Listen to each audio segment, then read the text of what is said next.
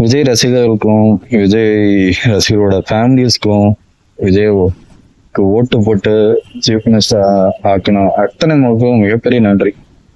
இன்னைக்கு தமிழ்நாட்டோட முதல் புது நிதியமைச்சர் ஃபினான்ஸ் மினிஸ்டர் 8ஆம் வகுப்பு அல்லது 9ஆம் வகுப்பு படிச்சவர்னு நினைக்கிறேன்.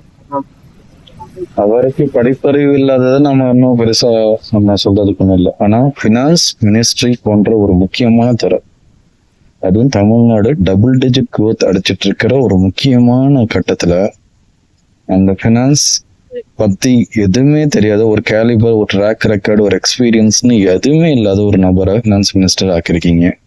இதுதான் நீங்க எதிர்பார்த்த மிகப்பெரிய மாற்றம். தமிழ்நாடு இதுவரைக்கும் செங்கலா ஒவ்வொரு கல்லா அடுக்கி வச்ச ஒரு மிகப்பெரிய கோட்டை கட்டியிருக்கோம்.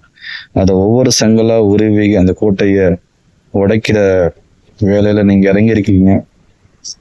ஆனா ஒரே ஒரு ரெக்வஸ்ட், ஒருவேளை இத ஒரு விஜய் ஃபேன்ஸோ இல்ல விஜய்க்கு ஓட்டு போட்டு வரங்களோ பார்த்தா, விஜய் அப்படிங்கிற ஒரு நடிகர் மேல உள்ள அந்த ஒரு பாசம், ஈர்ப்பு, அந்த ஒரு கவர்ச்சி, இதெல்லாம் ஓரம் கட்டி வச்சு ஒரு 2 நிமிஷம் ஓரம் கட்டி வச்சுட்டு வெறும் தமிழ்நாடு அப்படிங்கிறது மட்டும் பாருங்க. தமிழ்நாட்டோட ஜிடிபி எவ்வளோ, எக்கனாமிக் growth எவ்வளவு போயிட்டு இருக்கு. இதுக்கு முன்னாடி இந்த மாதிரி ஃபினான்ஸ் இண்டஸ்ட்ரீஸ் இந்த மாதிரி துறைகளை கையில வச்சிருந்தவங்க யாரு? டிடிஆர் யாரு? டிஆர்பி ராஜா யாரு? தங்கம் தென்னரசு யாரு? இவங்களோட கேலிபர்ஸ் என்ன? இவங்களோட ப்ரூவன் எக்ஸ்பீரியன்ஸ் என்ன? இவங்களோட ப்ரூவன் ட்ராக் ரெக்கார்ட் என்ன? இதெல்லாம் கொஞ்சமாவது திரும்ப எடுத்து பாருங்க. நான் சொல்ல போறதில்லை, ஏன்னா எல்லாம் பண்ணியாச்சு, இதுக்கப்புறம் எதையும் மாற்ற போறதில்ல.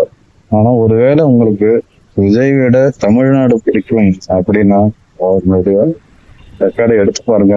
இப்ப விஜயுடைய தவைக்கு அரசு போற வழி சரிதானா என்பதை ஒரு நிமிஷம் யோசிச்சு பாருங்க.